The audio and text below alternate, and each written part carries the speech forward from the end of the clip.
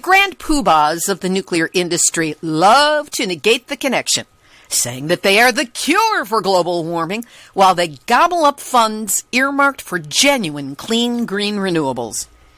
But then someone who has done the deep dig into buried or obscured facts pulls together the research to make the irrefutable global warming nuclear heating connection.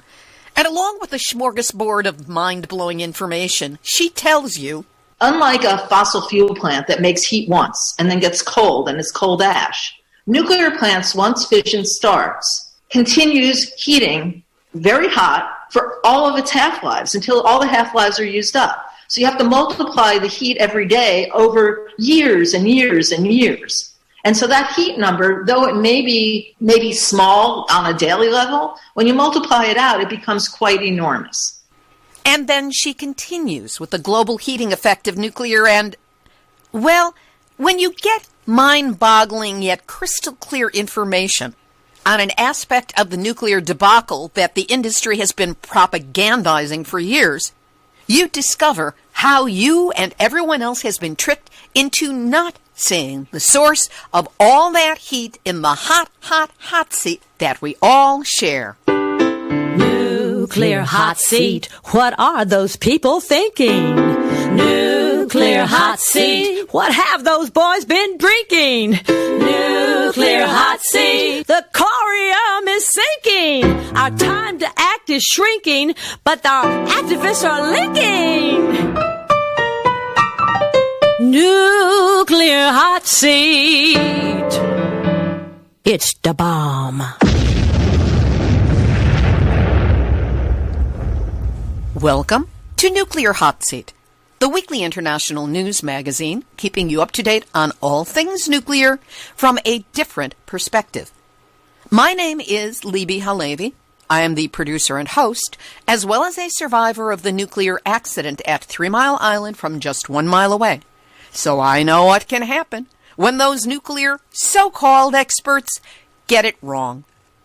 This week, an important interview with Susan Hito Shapiro. She is a New York State attorney who has been working on the legal side of nuclear issues, including Indian Point, for years now.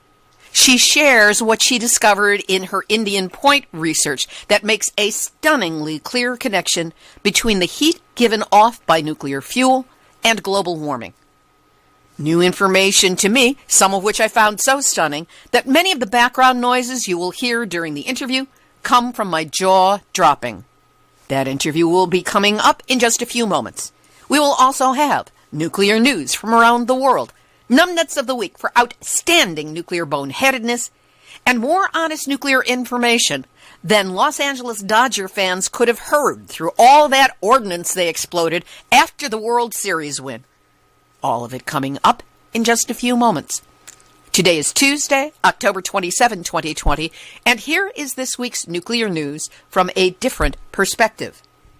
The big story this week was, of course, the historic ratification of the United Nations Treaty on the Prohibition of Nuclear Weapons. It happened on October 24, 2020, when the 50th state party, Honduras, ratified just one day after Jamaica and Nauru submitted their ratifications. The treaty prohibits the development, testing, producing, manufacturing, transferring, possessing, stockpiling, using, or threatening to use nuclear weapons, or allowing nuclear weapons to be stationed on the country's territory. It will enter into force of law 90 days from the 50th ratification, meaning on January 22nd, 2021, and is the same legal structure that took landmines down and out. We're working on getting an interview on that for next week's show. Ironically, or maybe not, a few days before ratification was completed, Counterpunch ran an article, "Nuclear War Makes a Comeback." Among the quotes in it was this from the International Red Cross. The risk of the use of nuclear weapons has risen to levels not seen since the end of the Cold War. We'll link to the article on the website, nuclearhotseat.com, under this episode, number 488.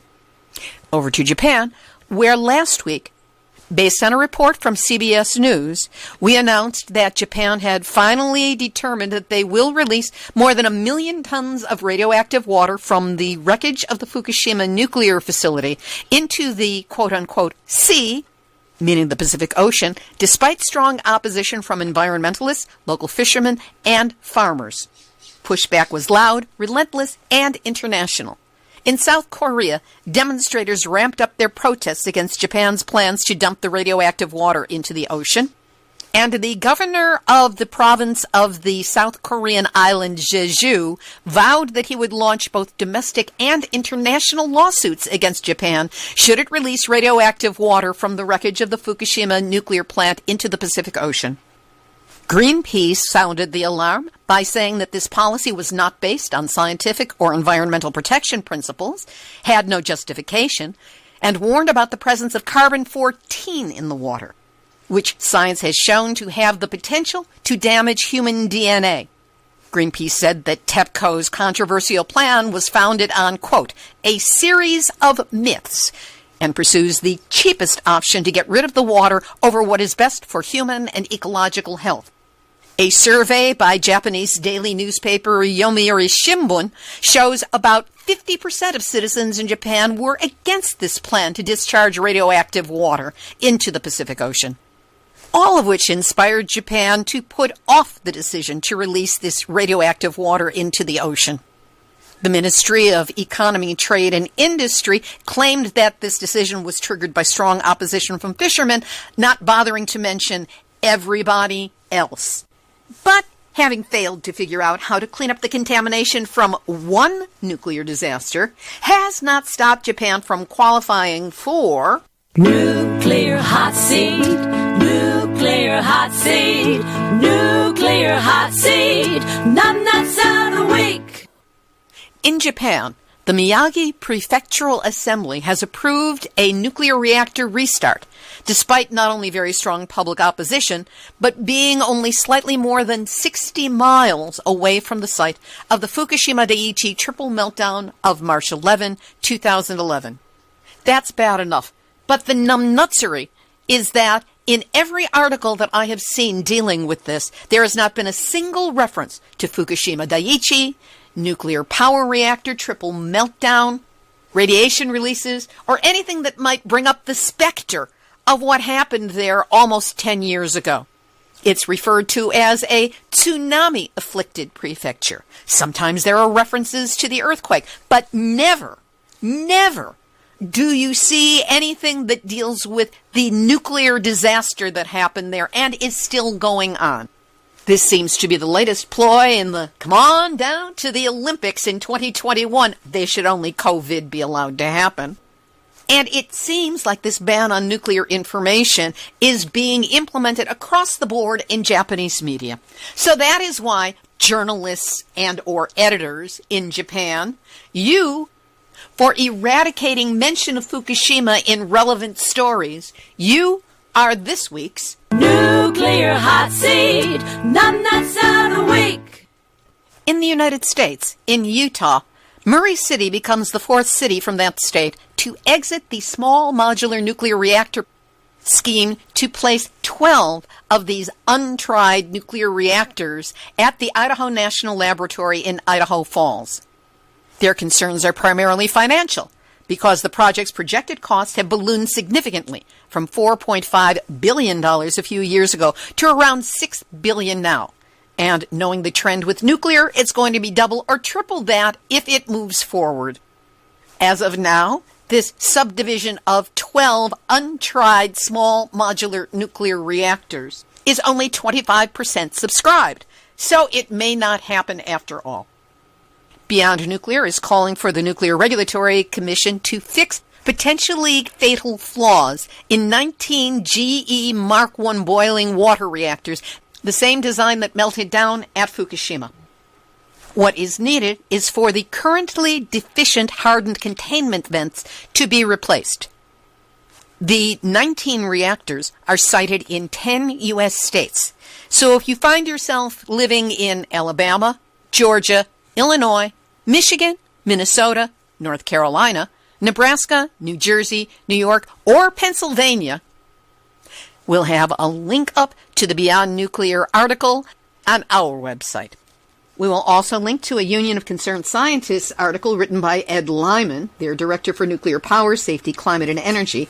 It's entitled Earthquakes and the H.B. Robinson Plant, a case study of the NRC's failure to learn from the Fukushima accident. And Arnie Gunderson of Fairwinds.org has written a very frightening article, Nuclear Radiation Alert. Could you have a dirty bomb next door? And the answer is not one you're going to like. 2 scary articles just in time for Halloween, and of course we'll link to them. In Russia, researchers have discovered that bumblebees exposed to levels of radiation found within the Chernobyl exclusion zone suffered a significant drop in reproduction that scientists say should prompt a rethink of international calculations of nuclear environmental risk. In Kyrgyzstan, in the former Soviet Union, decades-old uranium stockpiles are threatening the water supply of millions of people in the mountainous peaks of that country. And there's a mountain valley that is considered to be one landslide away from radioactive catastrophe. Nuclear radiation, the gift that keeps on giving whether you want it to or not. We'll have this week's featured interview in just a moment, but first, there are so many issues begging for our attention and involvement these days that it's hard to know where to look or what to do or what's going to help you feel fulfilled and like you're really making a difference. I could go through the societal list, the international list, but let's face it, we've all got our own lists, and it's hard to know where to put our attention. As a result, nuclear is rarely at the top of the list. But it deserves to be there right at the top, because bombs around the world are on hair-trigger alert. Reactors leak and heat the water, as you will hear in today's interview. There is no plan for long-term radioactive waste storage, and no site polluted with radiation has ever been completely cleaned up. That puts all of us at risk. And that is why you need Nuclear Hot Seat. We know where to look for the nuclear story, know the questions to ask, and then report it back, the ongoing, evolving nuclear truth that the industry would rather we not hear about, let alone understand. And mainstream reporters don't know to ask. That's why, if you want to support us, now would be a great time. A donation of any size helps. Just go to nuclearhotseat.com and click on the big red donate button. That's where you can set up a one-time or a recurring donation of any size. Remember, $5 a month is the equivalent of a cup of coffee and a nice tip here in the U.S. So, do what you can now.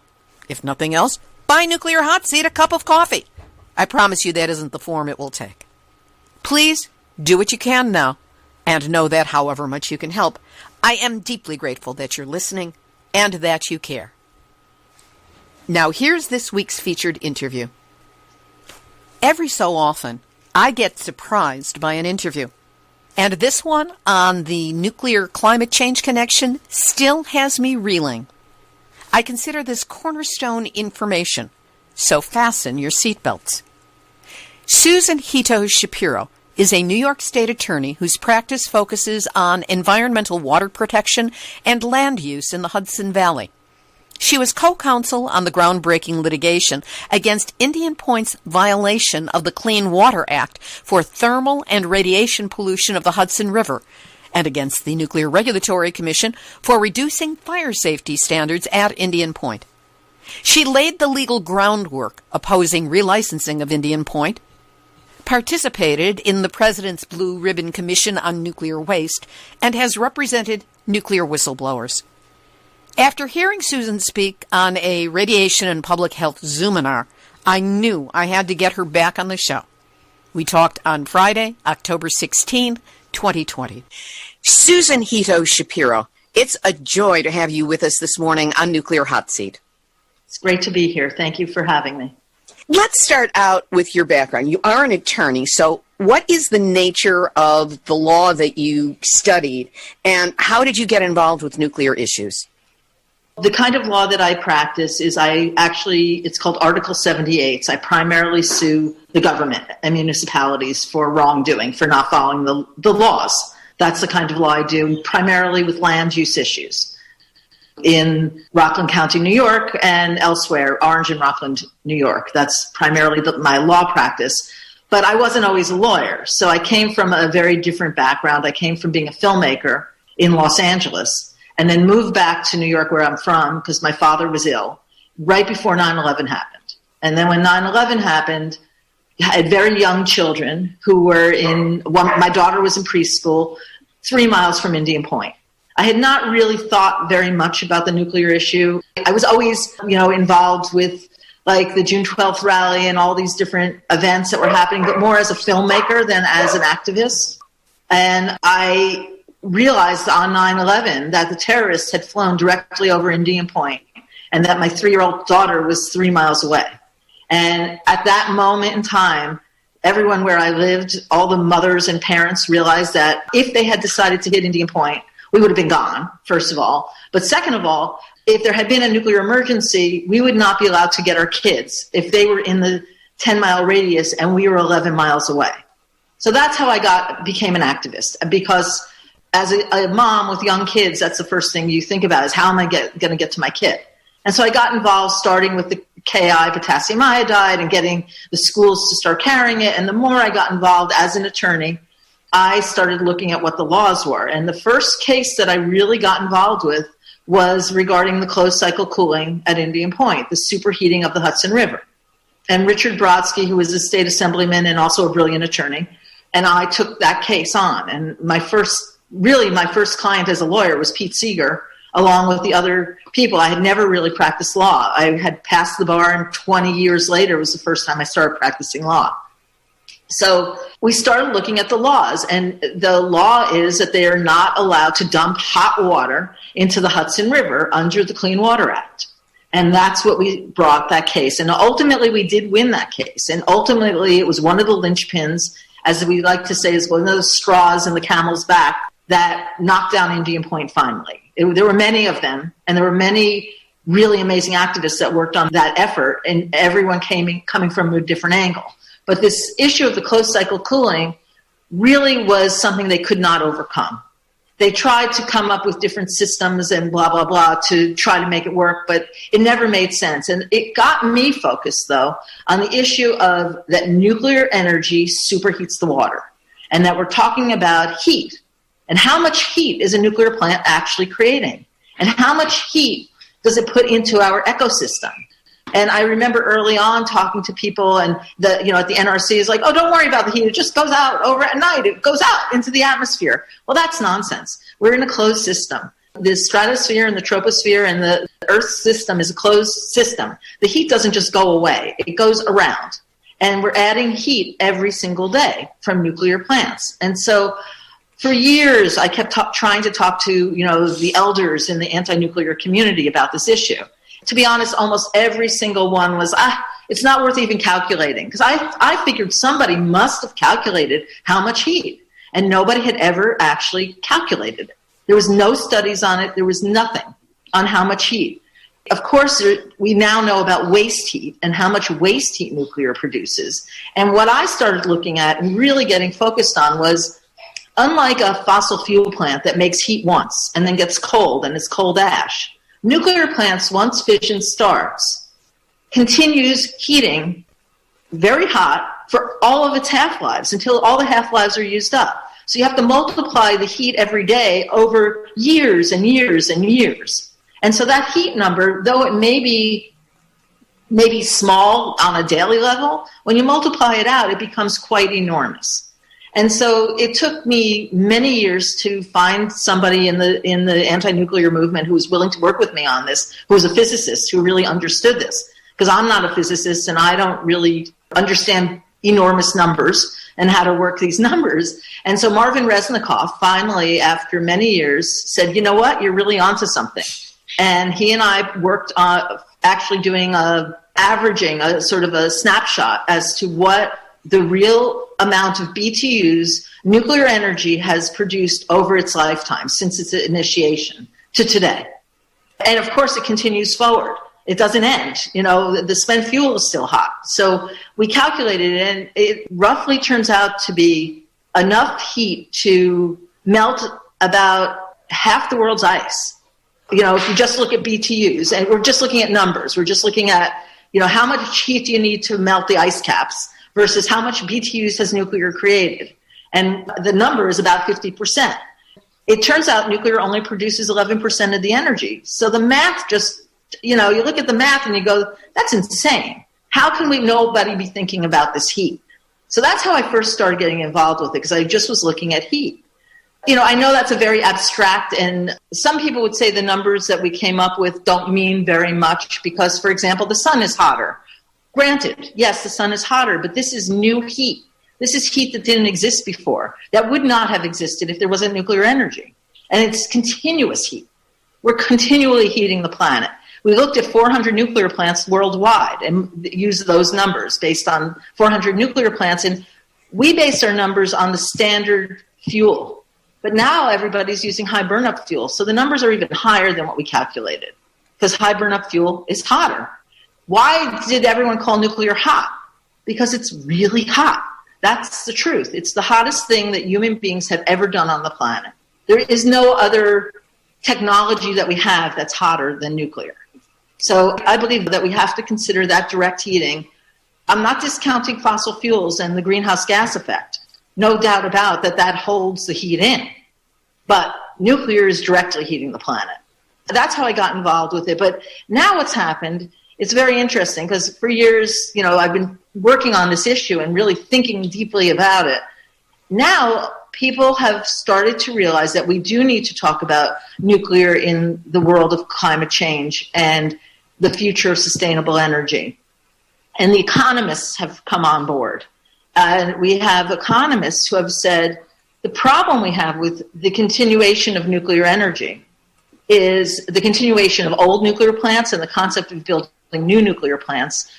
Two different issues, but they're similar, is that the subsidies for that the nuclear industry has been able to get from our government, from our state governments primarily, has been taken away from renewables, and it's going to slow and actually stop and kill our ability to become sustainable and renewable energy.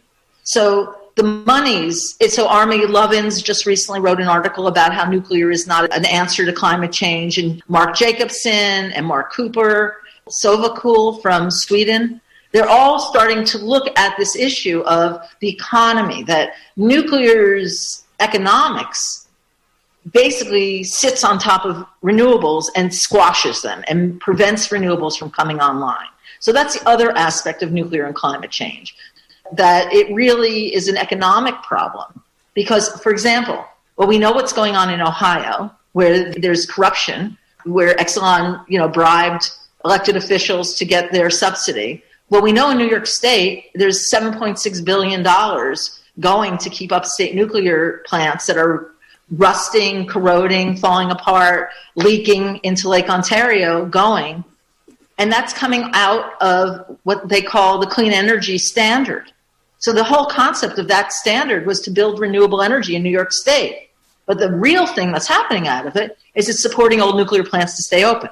Out of that project, that clean energy standard, renewables are getting $1 billion and nuclear is getting $7.6 billion. So that playing field is so twisted and skewed that that's one of the real climate change issues. A lot of people would say, well, prove it. How can you prove that there is this connection between climate change and nuclear energy and the heat that is given off? Have there been any studies? And if so, who has been behind them? And if not, why not? The few studies, like I said, have been economic studies. But one of the first things I saw I thought was really sort of surprising and shocking was when I looked at climate change charts and I matched it up to when nuclear plants came online, they almost match identically. They literally, from the 1970s up, when all these nuclear plants were up and running, climate change and nuclear go hand in hand. And so, just looking at that, it was like, wow, that was sort of a surprise I didn't expect to see. So I could send you those charts and you could see that. The other way that it's provable is nuclear is not zero emissions. Nuclear is not greenhouse gas free. Nuclear is not carbon free at all. So now I'll break that down a little bit, because in terms of emissions, the reason it's hard to know exactly how much is because they don't monitor. So there are certain things out of nuclear plants that have never been monitored out of a nuclear plant, such as carbon-14.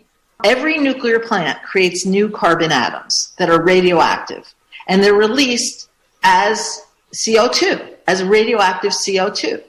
But they've never been measured, because way back when, in the 70s, actually when there was a document dump when Trump first became president by the EPA, all these documents came out from the 70s that they knew that nuclear was creating carbon-14, which is, it actually has a really dangerous human body impact. Cindy Folkers wrote a wonderful article about it that's up on their website, on Beyond Nuclear's website, on the impact of carbon-14 on the human body. But carbon-14 is actually new carbon. The difference with, let's say, fossil fuel burning and nuclear carbon-14, the release of those carbon atoms, is fossil fuels, the carbon was sequestered in the coal or the oil or the gas. And when it's burnt, those atoms existed, they're just changing state. They're changing from a solid to a gas. Or, well, actually, they stay in solid particulates. But carbon-14, the atoms of carbon-14 from nuclear never existed on the planet. So nuclear is changing the carbon balance on the planet. That's because it's creating new carbon atoms. So that's one aspect. But the other greenhouse gas emissions that we can see nuclear releases is, if you go to any nuclear plant, you see billowing clouds of white water vapor. And we know nuclear plants use a ton of water. They need water to cool. They're constantly sucking in and evaporating water. It doesn't get evaporated as clean water, as just H2O.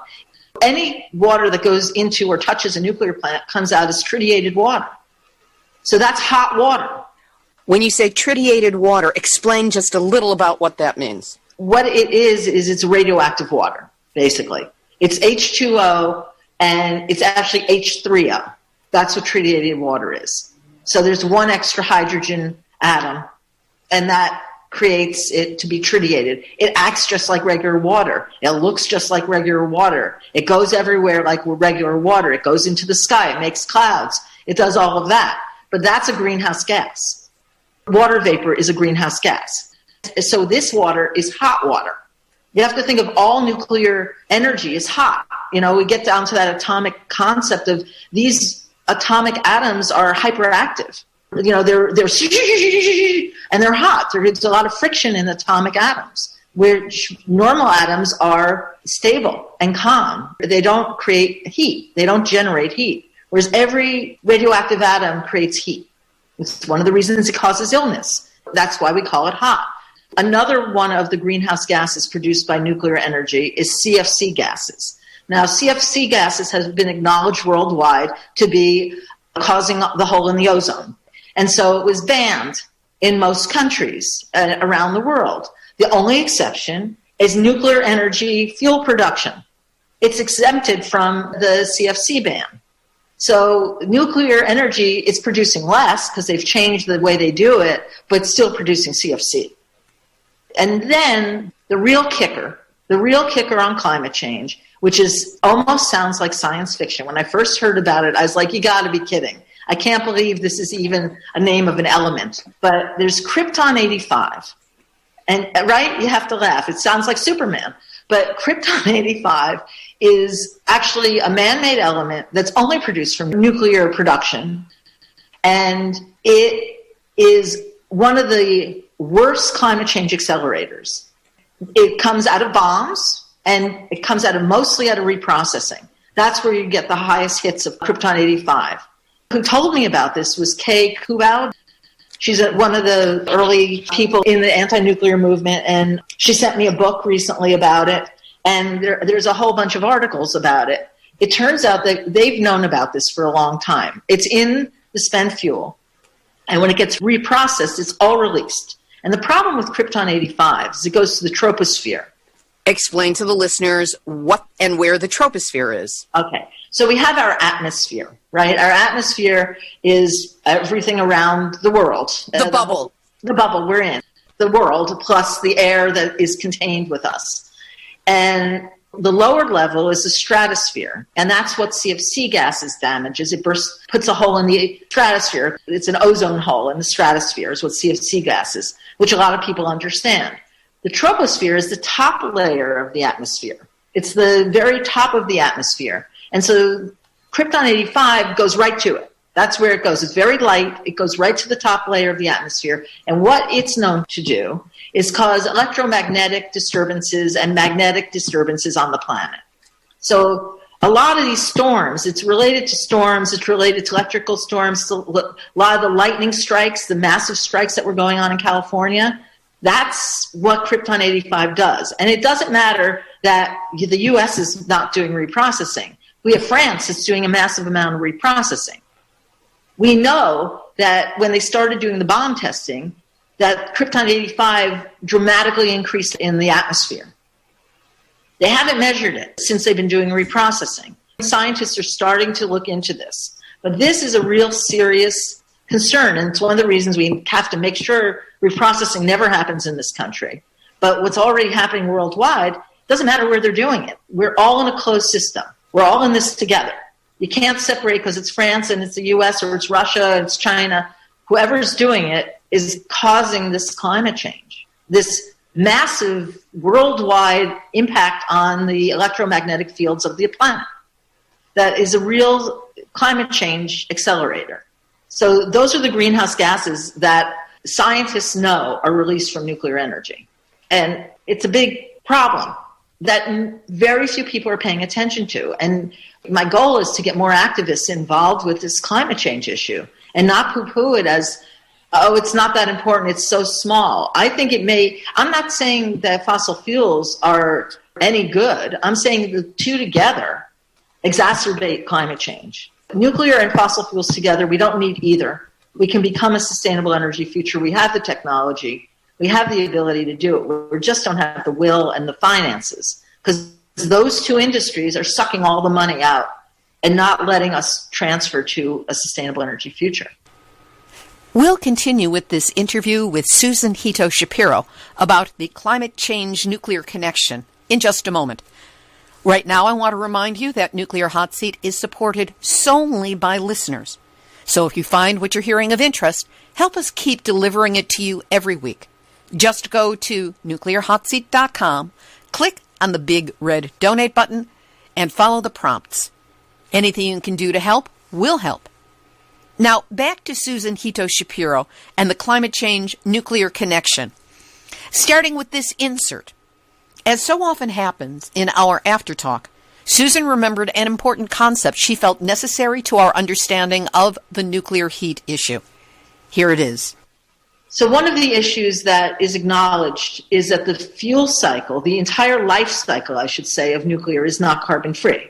In fact, the amount of carbon, and this is well known and accepted, and people talk about it all the time, that the carbon footprint of nuclear, from mining through reprocessing to shipping to storage to the whole process, is much greater than renewables in efficiency, where it's less than, it's not much less, but it's a little bit less than natural gas, but it's dramatically more than renewables. So that is an accepted truth, that the nuclear life cycle is not carbon-free.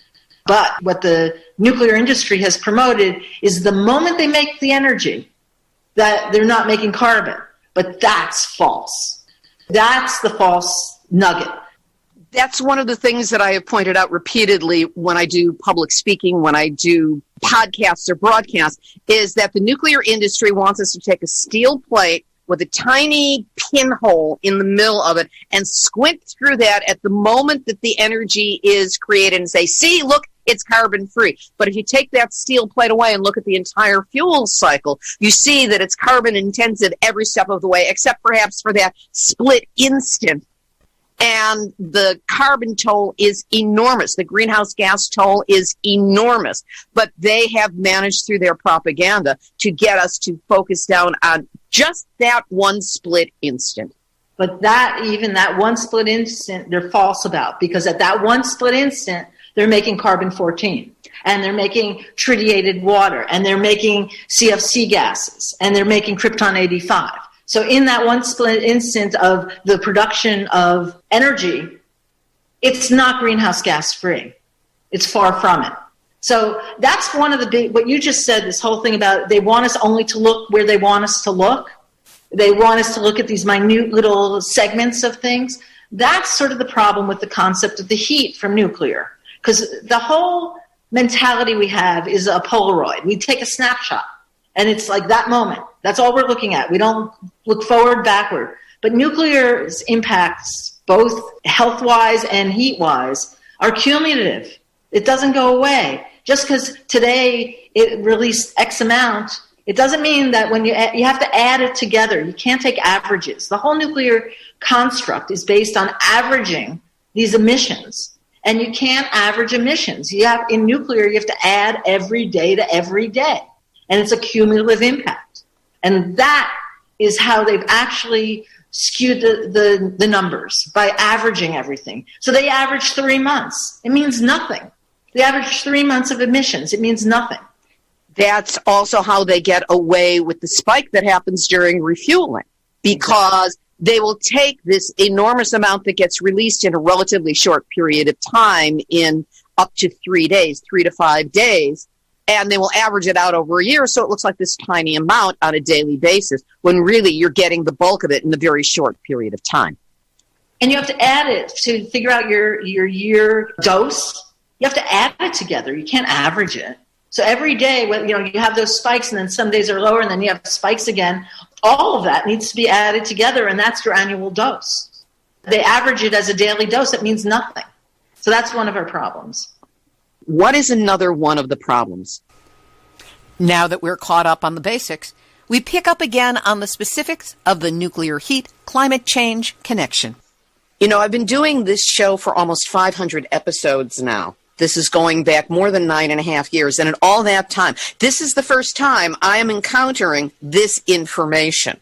So it has to be obscure if it hasn't crossed my plate yet. And I thank you for sharing it, let alone with the specificity and the passion with which you are doing it. Now, you just started going into some of the economics. And one of the phrases I heard you use on a recent webinar was triple dipping. That financially speaking, the nuclear industry is triple dipping into funds. What does that mean? What it means, this has to do with the decommissioning funds and the funds for nuclear waste. So we have to go back to a little history of when nuclear plants were sited in the States. There was an agreement that this waste would be taken by the Department of Energy, and that it was the Department of Energy's responsibility to take this waste away from reactors. And reactor owners went into financing their reactors, even though they got tons of subsidies to do it, public subsidies primarily to do it. They went forward building reactors with the agreement that they would not be responsible for the waste. So now we fast forward to today. We don't have a waste plan. There is no waste plan in this country, nor will there ever be a waste plan, because there is no place on the planet that's safe for nuclear energy waste to be stored. It's just the reality. The only solution to nuclear waste is to stop making it and then take an enormous amount of funding for scientists to study how to reverse engineer the waste, which is how you and I first met, through the idea that that was even possible, through Dr. Roy. But that's not happening. So what happened is the nuclear reactor owners sued the DOE because they were now storing the waste on site. And they said, well, you were supposed to take it, so you're costing us money to store it on site. And so you have to pay us every year a certain amount of money because you're not taking the waste like you promised. So they won that lawsuit, and they've been getting money for years now for this waste that has never gone away from the nuclear sites where it was created. Now, what's happening is these plants are shutting down.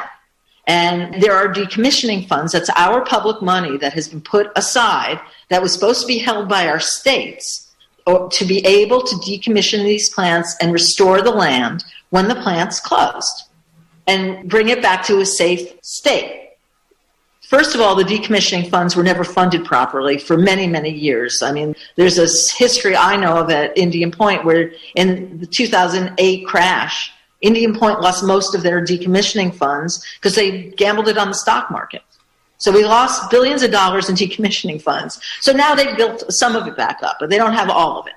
So there's still, quite a bit of money there. So now we have a company like Holtec who's coming in and saying, but we want the NRC to give us an exemption from using the decommissioning funds for decommissioning. We want to use that money because we have to put these casts in dry storage, and we want to use the decommissioning funds for storing the waste. So now the public is paying. We've already paid for the DOE not taking the waste from the nuclear industry, right, from the reactors. So that's already taxpayer dollars. We've paid into the decommissioning fund. That's the second way we've paid. And now the waste, once again, is saying take the money from the public to be able to pay to store the waste. What they should be doing is the nuclear reactor owners who are now selling their plants to a third party, Holtec or whoever they're selling it to, substandard companies, should be taking the money they receive from the DOE to deal with the waste and transferring that to Holtec to store the waste. Instead, the public is 3 times paying for the same waste. That's what I meant by triple dipping. And it's a lot of money. It's so unfair. With the nuclear industry receiving so much money, what have they been doing with this money that perhaps is not in the best interest of the rest of us?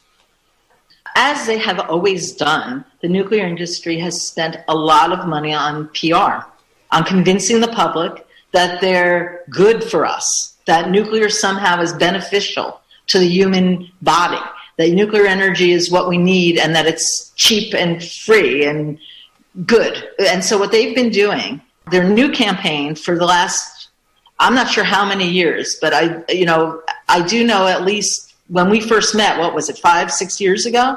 I think it's closer to about 7 or 8 at this point. Okay, so at least for the last 8-9 years, the nuclear industry has been spending a ton of money in greenwashing nuclear energy, greenwashing it to say that it's zero emissions. It is one of the biggest lies there is. But the biggest problem we have is elected officials have bought it. And we, the anti-nuclear movement, has sat back and said nothing. We have been silent on this issue. We're just starting to talk about it. We have a big uphill climb because nobody wanted to pay attention to this 10 years ago. But right now, the majority of the public and elected officials believe that nuclear energy is zero emissions. And it's better, and we have to use nuclear because look how horrible carbon is. The carbon, like I've said before, is not the only greenhouse gas that causes climate change or that accelerates climate change. There are other greenhouse gases that are even worse than carbon that are accelerating climate change. But nuclear industry has spent billions of dollars in PR money. And I don't want to name names, but there are many green organizations that are anti-fossil fuels, that are pro-stopping climate change, such as 360 with James Hansen as the head, who says he's pro-nuclear because he believes that, well, nuclear is better than fossil fuels, that nuclear is carbon-free. That's not true. That's false. It's just scientifically false. It's on the atomic level false. Not the atomic like atomic nuclear, like the atom level. The physics of it is not true. Nuclear is not zero emissions. And him promoting that is partially due to the amount of funding he gets from the nuclear industry. If you go into the boards and you look at the boards of Entergy, Exelon, the different board members, and you look at what other boards are they on, you'll find a lot of them on greenwashing corporations that are out there promoting the concept that nuclear is zero emissions. So it's a really difficult battle for us to fight because they've spent billions on it and we don't even have the wherewithal for most people to even care about it. Within our own organization, one of my big frustrations has been there's so much pushback against whenever I talk about it. I honestly, it's one of the reasons I stopped going to meetings. It's like, come on, just open your eyes. This is what's really going on. Nuclear is not zero emissions. I have to say that since I started this show 9.5 years ago, actually it's more than that now, in watching the flow of information, the greenwashing of nuclear did not seem to be a thing in the immediate post-Fukushima era. And slowly this idea came in and became dominant. I'm also on a lot of email lists from nuclear organizations, and especially their PR arms, which are tricked out. I know how much programs like that cost to put in and to manage and to promulgate. And they've got legions of people working on this because that's where the money is. But I've watched this idea grow without any kind of organized pushback against it. And we say nuclear is not green, but they seem to be louder, more dominant, and have an awful lot more money with which to back that perspective. Plus, they gain access through their board members to the people in power, and somehow this has become the trophy, the mantra that they repeat over and over. And you repeat a lie often enough, it sounds like the truth, when it absolutely is not. How would you, or what are you doing to help us, besides with information, stand against this lie and start turning it around? Or what can we do to join with you to start turning it around? Well, Beyond Nuclear and NEARS and IPSEC have come around, and we have been fighting this on the state level. NEARS joined us and Beyond Nuclear joined us to challenge the Cuomo subsidy, the $7.6 billion subsidy. We lost that, but the judge did not rule that nuclear is zero emissions. He left that aside. He ignored that cause of action. He just didn't rule on it.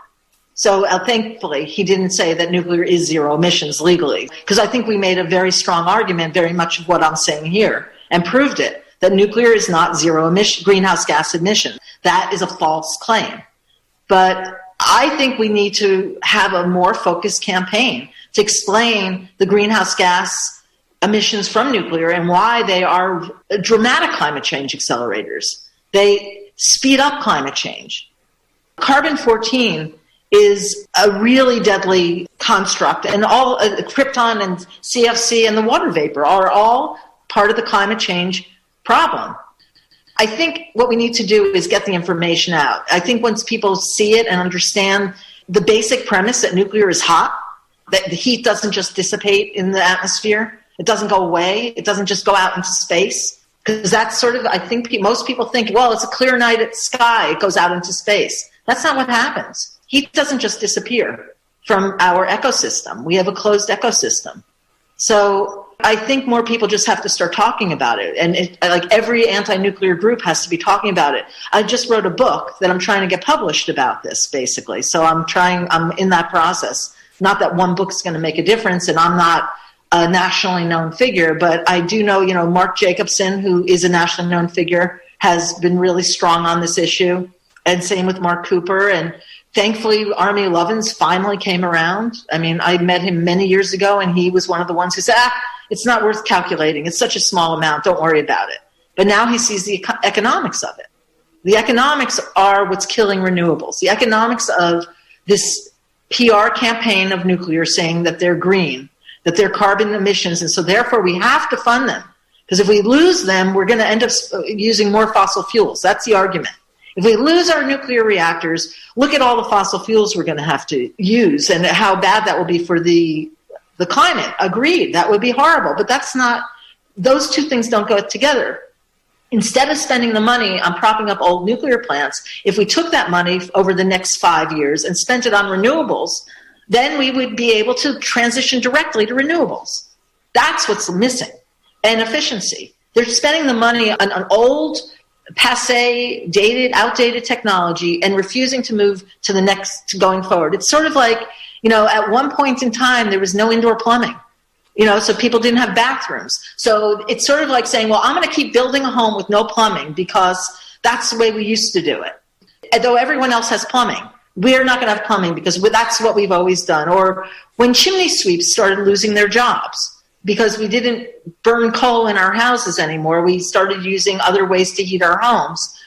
Yeah, they lost their jobs, but then new jobs were created. And that's part of what we need to do. We need to transition our jobs away from old, dirty technologies to new, sustainable technologies. And it has to do with how public funds are used. If we keep using our public monies going backwards, we'll never be able to catch up and go forwards.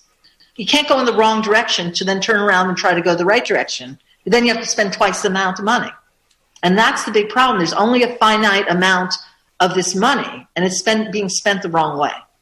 I know people are fighting these battles all over about the economy, about the nuclear monies going in the wrong direction. I'm sure that there are people whose eyes have been opened by what you've shared here and maybe feeling a certain level of anger or frustration or wanting to do something.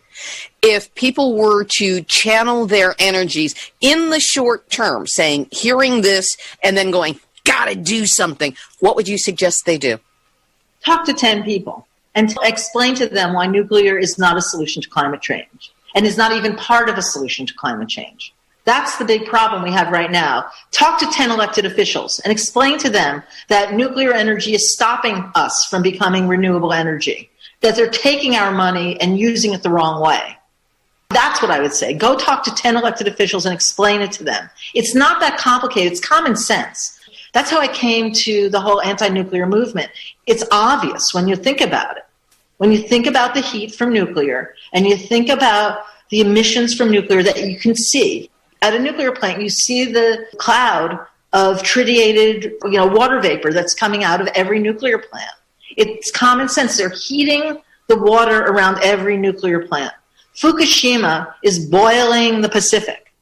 And the Marshall Islands, the dome that's cracking and falling apart, that heat is going into the Pacific Ocean, and it's super hot around there. Talk to anyone who's ever been in waters around a nuclear plant. They're hot. They're really, really hot. The fish change, the type of flora in fish, the algae blooms, that's all from heat. So it's easy to explain to somebody, just look at the heat from a nuclear plant. They're hot, and they don't stop being hot. It's not like you can turn it on and off. It's not fossil fuels where you burn it, and then the next day it's cold. This is hot for all their half-lives, for centuries. For more than that, because plutonium has a half-life of 24,000 years. Correct. Okay, Yucca Mountain. Why did Yucca Mountain fail? Everyone says, it failed because of the politics and Harry Reid and blah, blah, blah. It was a scientific reason it failed. It failed because if you bury all that hot spent fuel in a cave underground, it will actually melt the rock. That's why it failed. It's a scientific reason. It can't have deep storage of nuclear. You enclose heat in an enclosed tomb, it will eventually melt it. It's what the dry casts are not going to last 100 years. The heat from nuclear is so corrosive. The heat and radiation is heat. I think that's what we somehow lost when we call it radiation and isotopes. We forget that all of that is hot. Every single thing, the whole concept of how we have to secure nuclear away from the public is because it's too hot. You'll burn yourself. You can't get near it. It's so hot. That's why no one could get into Fukushima. It melts everything. The robots melt. Everything melts. It's hot. Heat from nuclear is one of the reasons the entombment at Chernobyl is falling apart. The concrete can't handle the heat. It's why nuclear plants become brittle. It's the heat. It makes the concrete and the steel brittle. Everything about nuclear comes back to this concept that the atom is super excited. They've overexcited the atom, and they've made it run around and become and it's hot. That's the heat. And so I think we need to explain that to people on a very simple level, that nuclear is the hottest human activity ever. There's nothing that we've ever done on the planet that's hotter than nuclear. And I'll send you the climate change charts with nuclear, and it's shocking how they match. I will post any charts that you have up on the website for this interview. Susan, this is a wealth of information you have just shared with us. A lot of it new to the program after 9.5 years. Certainly a lot of it was new to me right now, and I'm certainly it is to the listeners as well. Thank you for the brilliant work that you are doing. Thank you for your passion and compassion in putting all of this together, and especially for, on very short notice, being my guest this week on Nuclear Hot Seat. Thank you for all that you do. You're amazing. You tie us all together and you bring out information to us all the time. So thank you so much. And I love your book. Thanks, Susan. That was Susan Hito Shapiro, a New York State attorney whose practice focuses on environmental water protection and land use in the Hudson Valley. We will have several links up to the points she referenced. There will be one to Nuclear Hot Seat number 475 from July 28, 2020, featuring Ohio environmental trial attorney Terry Lodge on the Ohio Nukegate scandal. The charts showing the parallel between nuclear and climate change will be there, so you can match them up yourself. There will be a link to the article by Cindy Folkers on the impact of carbon-14. It's on the Beyond Nuclear site. And know that Susan and I are working on developing a short list of talking points to use in discussing the nuclear climate change connection with your elected officials. When they're ready, I'll let you know. This has been Nuclear Hot Seat for Tuesday, October 27, 2020.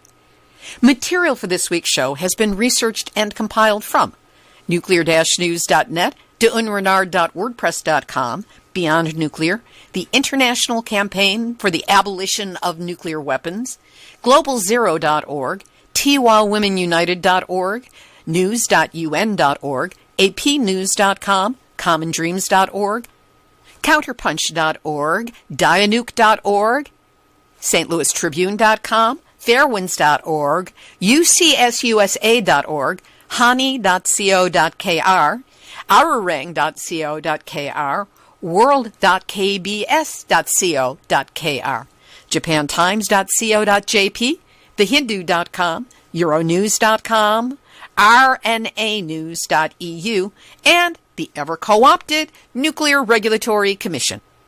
Hey, make it easy on yourself to get Nuclear Hot Seat every week. Go to our website, nuclearhotseat.com, scroll down for the yellow opt-in box, put in your first name, put in your email address. We won't bug you. We will just send you one email a week with the link to this week's show. You can also find us on your favorite podcast platform. And if you have a story lead, a hot tip, or a suggestion of someone to interview, that's what we count on to keep the lifeblood of this show going. So just send an email if you have any of that information to info@nuclearhotseat.com. We'll check it out, see if we can get it on the schedule. And if you appreciate these weekly verifiable news updates about nuclear issues around the world, take a moment to go to nuclearhotseat.com and check out that big red button. Click on it, follow the prompts, whatever you can do to help us. We're really grateful. This episode of Nuclear Hot Seat is copyright 2020, Libby, Halevi, and Hardestry Communications. All rights reserved, but fair use allowed as long as proper attribution is provided. This is Libby Halevi of Hardestry Communications, the heart of the art of communicating, reminding you that on January 22nd, 2021, the treaty to prohibit nuclear weapons will enter into international law. And if you haven't started celebrating yet, the time to do so would be right now. There you go. You have just had your nuclear wake-up call. So don't go back to sleep, because we are all in the Nuclear Hot Seat. Nuclear Hot Seat. What are those people thinking? Nuclear Hot Seat. What have those boys been drinking? Nuclear Hot Seat. The corium is sinking. Our time to act is shrinking, but our activists are linking. Nuclear Hot Seat. It's the bomb. Question everything. Intelligent radio for intelligent people. UCY.tv